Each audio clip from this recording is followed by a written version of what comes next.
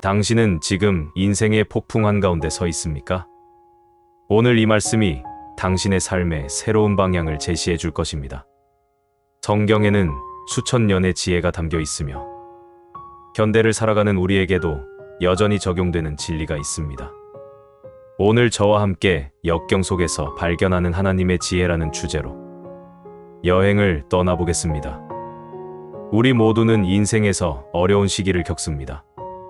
때로는 모든 것이 우리를 압도하는 듯한 순간들도 있습니다. 코로나 팬데믹, 경제적 불황, 건강 문제, 관계의 어려움 등 우리 삶에는 많은 도전이 있습니다.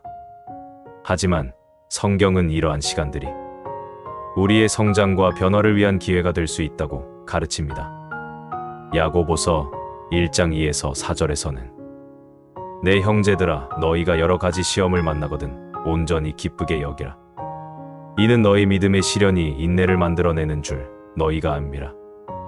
인내를 온전히 이루라.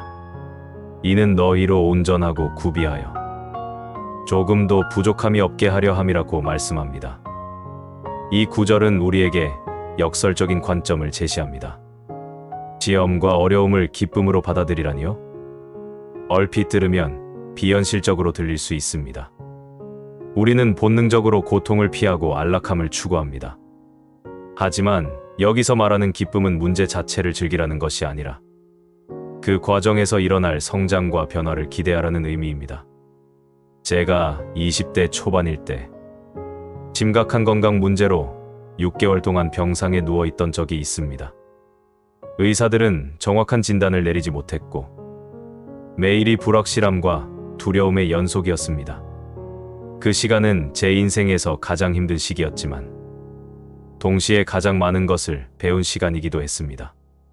그때 저는 시편 119편 71절에 고난당한 것이 내게 유익이라.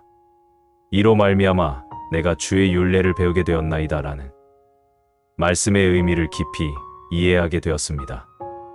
어려움은 우리에게 인내를 가르칩니다. 인내는 단순히 참는 것이 아니라 견디며 성장하는 능력입니다. 마치 운동선수가 훈련의 고통을 통해 근육을 발달시키는 것처럼 우리의 영적, 정서적 근육도 도전을 통해 강해집니다. 로마서 5장 3에서 5절에서는 다만 이뿐 아니라 우리가 환난 중에도 즐거워하나니 이는 환난은 인내를, 인내는 연단을, 연단은 소망을 이루는 줄 알미로다. 소망이 우리를 부끄럽게 하지 아니함은 우리에게 주신 성령으로 말미암아 하나님의 사랑이 우리 마음에 부은 바 됨이니라고 말씀합니다. 여기서 우리는 중요한 과정을 봅니다. 환난은 인내를 만들고 인내는 연단을, 연단은 소망을 이룹니다. 이것은 마치 정제되는 금과 같습니다. 금은 불 속에서 정제될 때 가장 순수하고 가치 있게 됩니다. 우리의 삶도 시련의 불을 통과할 때 가장 아름답고 가치 있는 모습으로 변화될 수 있습니다. 베드로전서 1장 6에서 7절에서는 그러므로 너희가 이제 여러 가지 시험으로 말미암아 잠깐 근심하게 되지 않을 수 없으나 오히려 크게 기뻐하는도다. 너희 믿음의 확실함은 불로 연단하여도 없어질 금보다 더 귀하여 예수 그리스도께서 나타나실 때 칭찬과 영광과 존귀를 얻게 할 것이니라고 말씀합니다. 우리의 믿음은 시험을 통해 정제되고 강해집니다. 이것은 단순한 신학적 개념이 아니라 실제 삶에서 경험할 수 있는 진리입니다. 제 주변에는 어려움을 통해 더 강해진 사람들이 많습니다. 저는 수년간 여러 교회와 성경 공부 모임에서 이 원리가 사람들의 삶을 변화시키는 것을 목격했습니다.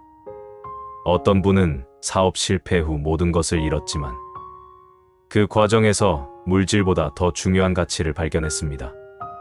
그는 말했습니다. 제가 부자였을 때는 하나님과 가족의 소중함을 잊고 살았어요.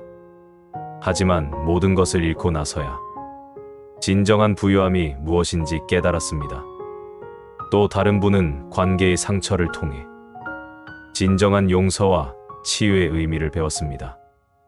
배우자의 배신으로 심한 상처를 입었지만 그 과정에서 자신의 내면을 들여다보고 하나님의 무조건적인 사랑과 용서를 경험했습니다. 이러한 이야기들은 성경의 말씀이 오늘날 우리의 현실에서도 여전히 살아 움직이고 있음을 보여줍니다. 성경은 우리에게 어려움 속에서도 소망을 잃지 말라고 가르칩니다. 이사야 40장 31절에서는 오직 여호와를 앙망하는 자는 새 힘을 얻으리니 독수리가 날개치며 올라감 같을 것이요 다른 박질하여도 곤비하지 아니하겠고 걸어가도 피곤하지 아니하리로다 라고 말씀합니다. 이 구절은 우리가 하나님을 의지할 때 얻는 놀라운 힘에 대해 이야기합니다. 독수리는 폭풍을 만나면 다른 새들처럼 도망치지 않습니다. 오히려 그 폭풍의 기류를 타고 더 높이 올라갑니다. 독수리는 자연의 힘을 이용하여 더 적은 노력으로 더 높이 날 수 있는 지혜를 가지고 있습니다. 이처럼 우리도 인생의 폭풍 속에서 하나님을 의지하며 오히려 더 높이 성장할 수 있습니다. 시편 46편 1에서 3절에서는 하나님은 우리의 피난처시여 힘이시니 환난 중에 만날 큰 도움이시라. 그러므로 땅이 변하든지 산이 흔들려 바다 가운데에 빠지든지 바닷물이 솟아나고 뛰놀든지 그것이 넘침으로 산이 흔들릴지라도 우리는 두려워하지 아니하리로다 라고 선포합니다. 이 구절은 세상이 격변할 때에도 변하지 않는 확신을 우리에게 줍니다. 지금 우리는 급변하는 세상에 살고 있습니다. 정치, 경제, 사회, 기술 모든 영역에서 빠른 변화가 일어나고 있습니다. 그 변화 속에서 많은 사람들이 불안과 두려움을 느낍니다. 이러한 불확실성 속에서 우리는 어디에 소망을 둘 수 있을까요? 히브리서 6장 19절은 우리가 이 소망을 가지고 있는 것은 영혼의 닭 같아서 튼튼하고 견고하여 휘장 안에 들어가게 하나니라고 말씀합니다. 소망은 단순한 긍정적 사고가 아닙니다. 그것은 영혼의 닭과 같이 우리를 영원한 진리에 견고히 붙들어줍니다. 배가 폭풍우 속에서도 닻으로 인해 안전하게 머물 수 있듯이 우리도 인생의 풍파 속에서 하나님께 닻을 내릴 때 안정을 찾을 수 있습니다. 삶의 어려움 속에서 우리는 종종 왜 나에게 이런 일이 일어나는가 라고 질문합니다. 이것은 완전히 자연스러운 반응입니다. 예수님도 십자가 위에서 나의 하나님, 나의 하나님, 어찌하여 나를 버리셨나이까 라고 외치셨습니다. 로마서 8장 28절은 우리가 알거니와 하나님을 사랑하는 자, 곧 그의 뜻대로 부르심을 입은 자들에게는 모든 것이 합력하여 선을 이루느니라고 말씀합니다. 이것은 모든 일이 좋다는 의미가 아닙니다. 이 세상에는 분명히 악하고 슬픈 일들이 존재합니다. 질병, 죽음, 불의, 전쟁, 자연재해 등은 그 자체로 좋은 것이라고 할 수 없습니다. 하지만 하나님은 그러한 상황조차도 선으로 바꾸어 일하신다는 약속입니다. 이것은 우리의 시각을 넘어선 하나님의 지혜를 의미합니다. 요셉의 이야기는 이 원리를 잘 보여주는 예입니다. 그는 형제들에게 팔려 노예가 되었고 억울하게 감옥에 갇혔습니다. 13년이라는 긴 시간 동안 그는 노예와 죄수로 살았습니다. 인간적인 시각으로는 완전한 비극이요, 실패한 인생이었습니다. 하지만 마침내 애굽의 총리가 되어 자신의 가족과 많은 사람들을 기근으로부터 구했습니다. 창세기 50장 20절에서 요셉은 자신을 판 형제들에게 당신들은 나를 해하려 하였으나 하나님은 그것을 선으로 바꾸사 오늘과 같이 많은 백성의 생명을 구원하게 하시려 하셨나니 라고 말합니다. 요셉은 자신의 고난을 통해 하나님의 더 큰 계획을 볼 수 있었습니다. 그는 자신의 삶을 더 넓은 관점에서 바라볼 수 있었습니다. 우리 역시 삶의 어려움을 단순히 제거해야 할 문제가 아니라 성장의 기회로 바라볼 때 전혀 다른 관점을 가질 수 있습니다. 고린도후서 4장 17에서 18절에는 우리가 잠시 받는 환난에 경한 것이 지극히 크고 영원한 영광에 중한 것을 우리에게 이루게 함이니 우리가 주목하는 것은 보이는 것이 아니요 보이지 않는 것이니 보이는 것은 잠깐이요 보이지 않는 것은 영원함이라고 말씀합니다. 바울은 이 세상의 고난을 잠시 받는 환난에 경한 것이라고 표현합니다. 그리고 그것이 지극히 크고 영원한 영광을 이루게 한다고 말합니다. 이것은 저울의 양쪽에 각각 고난과 영광을 놓고 비교할 때 영광이 훨씬 더 무겁고 가치 있다는 의미입니다. 우리의 시각이 일시적인 것에서 영원한 것으로 옮겨갈 때 우리는 고난을 새로운 관점에서 볼 수 있습니다.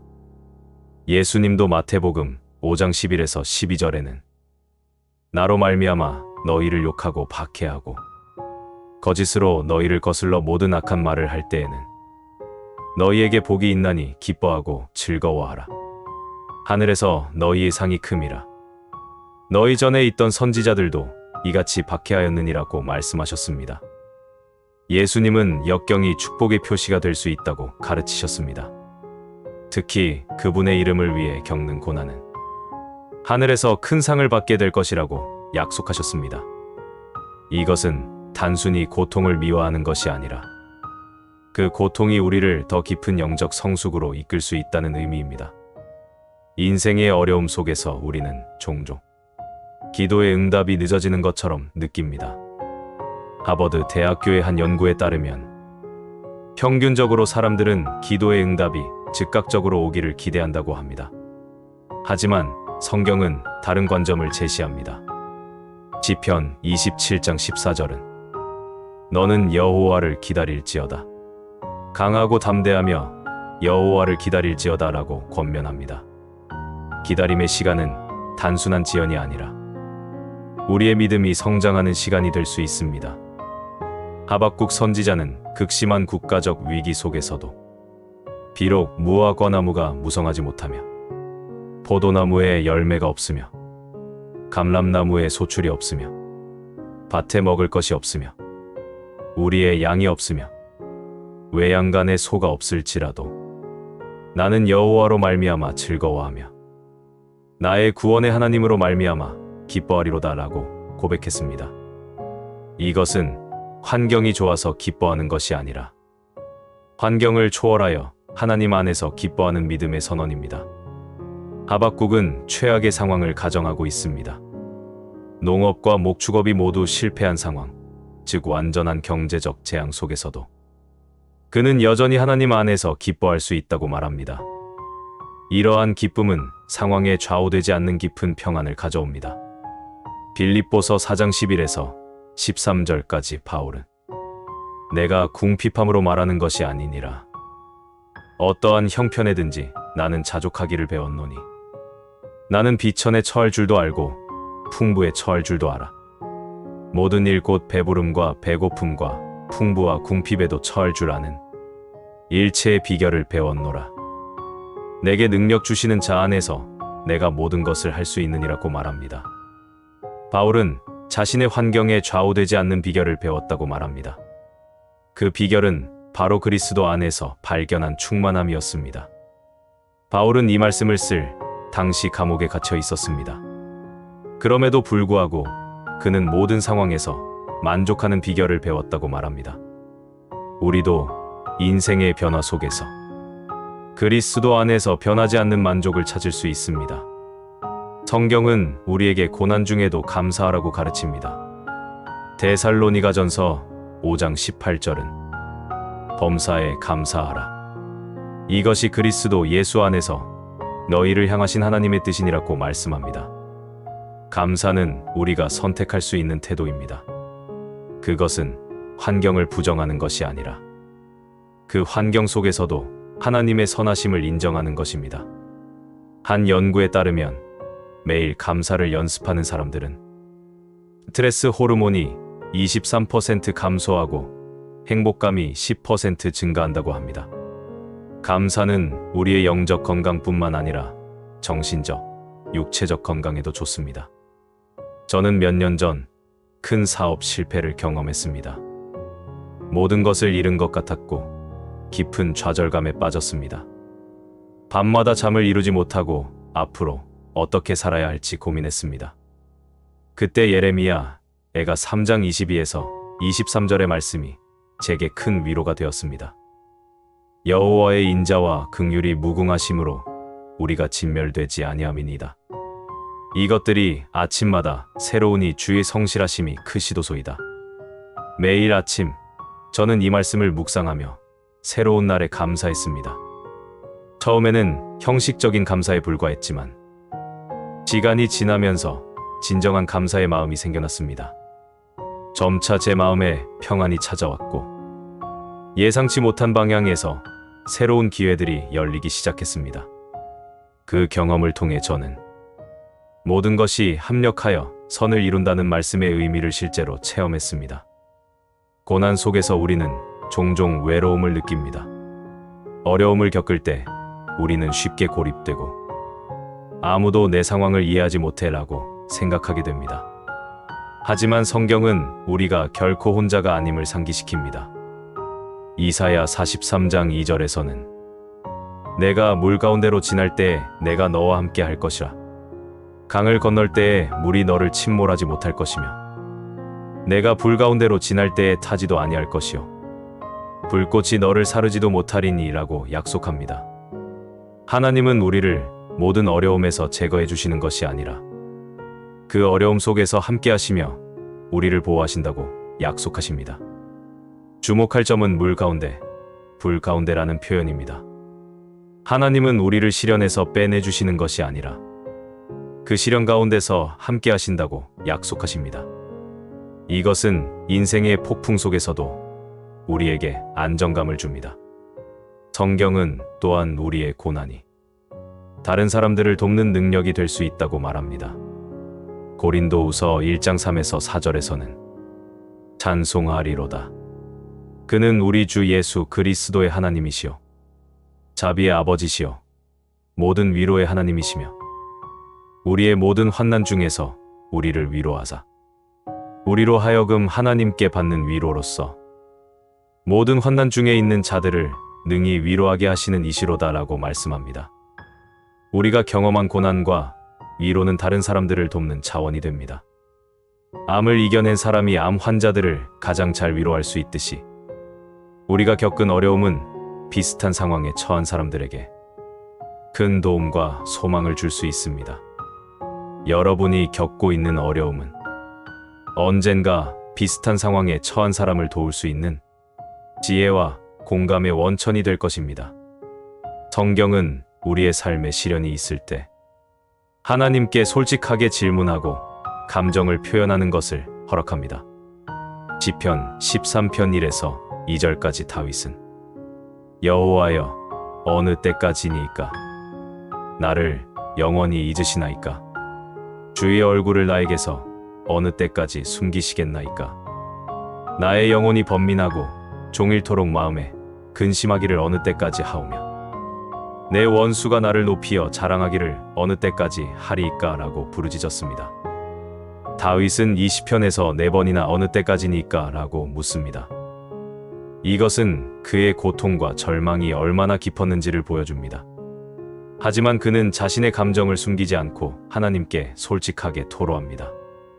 이처럼 우리도 고난 중에 하나님께 솔직히 우리의 감정을 표현할 수 있습니다. 흥미로운 것은 이 시편이 진행되면서 다윗의 태도가 변화한다는 점입니다.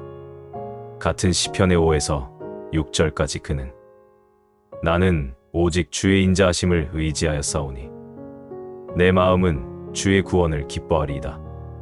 내가 여호와를 찬송하리니 이는 주께서 내게 은덕을 베푸심이로다라고 고백합니다. 다윗은 절망에서 시작했지만 찬양으로 끝맺습니다. 그의 상황은 변하지 않았지만 그의 시각이 변했습니다. 진정한 믿음은 어려움을 부정하는 것이 아니라 그 어려움 가운데서도 하나님을 신뢰하는 것입니다. 이것이 바로 성경이 말하는 소망의 본질입니다. 기브리서 11장 1절은 믿음은 바라는 것들의 실상이요 보이지 않는 것들의 증거라고 정의합니다. 이는 믿음이 미래의 소망을 현재의 확신으로 가져오는 능력임을 의미합니다. 믿음은 아직 보이지 않는 것을 마치 이미 존재하는 것처럼 대하는 능력입니다. 마치 건축가가 청사진을 보며 완성된 건물을 볼 수 있는 것처럼 우리는 아직 보지 못한 것을 이미 이루어진 것처럼 신뢰할 수 있습니다. 욥은 극심한 고난 가운데서도 내가 알기에는 나의 대속자가 살아계시니 마침내 그가 땅 위에 서실 것이라. 내 가죽이 벗김을 당한 뒤에도 내가 육체 밖에서 하나님을 보리라고 선포했습니다. 욥은 모든 재산, 자녀들, 건강, 사회적 지위, 심지어 아내의 지지까지 잃었습니다. 그는 인생에서 상상할 수 있는 거의 모든 것을 잃었습니다. 그럼에도 불구하고 그는 대속자가 살아계심을 선포했습니다. 이것은 현실을 초월한 믿음의 선언이었습니다. 예수님은 요한복음 16장 33절에서 세상에서는 너희가 환난을 당하나 담대하라. 내가 세상을 이겼노라고 말씀하셨습니다. 예수님은 제자들에게 세상에서 환난을 당할 것이라고 솔직히 말씀하셨습니다. 그리스도인이 된다고 해서 문제가 사라지는 것은 아닙니다. 오히려 때로는 믿음으로 인해 더 많은 도전을 마주할 수도 있습니다. 하지만 그리스도인의 담대함은 문제가 없어서가 아니라 그 문제를 이미 이기신 주님을 알기 때문입니다. 베드로전서 5장 10절은 모든 은혜의 하나님 곧 그리스도 안에서 너희를 부르사 자기의 영원한 영광에 들어가게 하시니가 잠깐 고난을 당한 너희를 친히 온전하게 하시며 굳건하게 하시며 강하게 하시며 터를 견고하게 하시리라고 약속합니다. 이 구절에는 4가지 중요한 약속이 있습니다. 하나님은 우리를 온전하게, 굳건하게, 강하게, 견고하게 하신다는 것입니다. 이 구절은 고난이 영원하지 않음을 상기시킵니다. 그것은 잠깐일 뿐이며 하나님은 그 과정을 통해 우리를 온전하게, 굳건하게, 강하게, 그리고 견고하게 하신다고 약속하십니다. 마지막으로 요한계시록 21장 4절은 미래에 대한 아름다운 약속을 제시합니다. 모든 눈물을 그 눈에서 닦아주시니 다시는 사망이 없고 애통하는 것이나 곡하는 것이나 아픈 것이 다시 있지 아니하리니 처음 것들이 다 지나갔음이로라. 이 약속은 우리에게 현재의 고난이 영원하지 않으며 하나님이 모든 것을 새롭게 하실 날이 온다는 소망을 줍니다. 언젠가 모든 눈물이 닦여지고 모든 슬픔과 고통이 사라질 날이 올 것입니다. 이러한 영원한 관점은 우리가 현재의 어려움을 견디는 힘이 됩니다. 오늘 우리가 나눈 성경의 지혜가 여러분의 인생에 새로운 관점을 제시하기를 바랍니다. 역경은 우리를 무너뜨리기 위한 것이 아니라 우리를 성장시키고 변화시키기 위한 하나님의 도구가 될 수 있습니다. 다이아몬드가 엄청난 압력 속에서 만들어지듯이 우리의 삶도 역경의 압력 속에서 더 빛나는 보석으로 변화될 수 있습니다. 이 진리를 붙잡고 여러분의 삶에서 맞이하는 모든 상황 속에서 하나님의 손길을 발견하시기를 축복합니다. 하나님은 여러분을 사랑하시며 여러분의 인생에 놀라운 계획을 가지고 계십니다. 여러분이 지금 어떤 어려움 속에 있든지 그것이 여러분의 마지막 챕터가 아니라는 것을 기억하십시오. 하나님은 아직 여러분의 이야기를 쓰고 계십니다. 다음 시간에는 또 다른 주제로 성경의 지혜를 나누겠습니다. 함께 해주셔서 감사합니다.